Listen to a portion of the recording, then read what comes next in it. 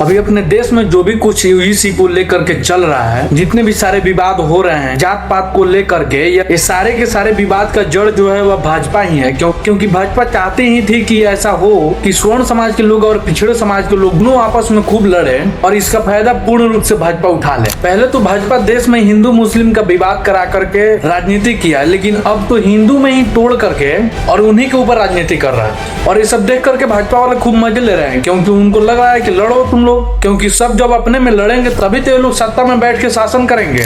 इस यूजीसी के बिल ने एक ऐसा स्थिति पैदा कर दिया है कि लोग एक दूसरे के प्रति लड़ाई काट मार पर भी उतरने को तैयार है। मतलब कि बीते कुछ दिन पहले ही दिल्ली यूनिवर्सिटी में जैसा घटना देखा गया, उसको देख करके तो देश के भविष्य का चिंता हो रहा था। क्योंकि दिल्ली यूनिवर्सिटी में कोई बुद्धिहीन आदमी नहीं है जो सिर्फ मार धार का ही सोचेगा। वहां पे तो पढ़े लिखे छात्र हैं, पढ़ने लिखने वाले बच्चे हैं, तो उनको तो तार्किक बातें करना चाहिए और अपने अपने पक्ष रखने चाहिए। उसके बाद जो सुप्रीम कोर्ट फैसला सुनाएगा वो दोनों पक्ष स्वीकार करेंगे। लेकिन दिल्ली यूनिवर्सिटी में जो भी कुछ हुआ वो सब गलती की शुरुआत तो ये महिला पत्रकार ही की थी, क्योंकि दरअसल एक साजिश ही था आंदोलन को खत्म करने का और झूठ प्रोपेगेंडा फैलाने का। लेकिन जो दिल्ली पुलिस के थाने में घुस करके वो कुछ आतंकवादी मानसिकता के लोग जो है वो लड़कियों को गाली दे रहे थे और थाने से खींच करके मारने की बात कर रहे थे और कपड़े उतारने की बात कर रहे थे। ऐसे ऐसे लोगों से ही लॉ एंड ऑर्डर बिगड़ता है और इन्हीं जैसे लोगों के कारण लड़ाई झगड़ा होता है, नरसंहार होता है। खैर कोई बात नहीं, ऐसे ऐसे गुंडे लोग हर एक जगह मिलते हैं। लेकिन यूजीसी का बिल लागू हो या नहीं हो,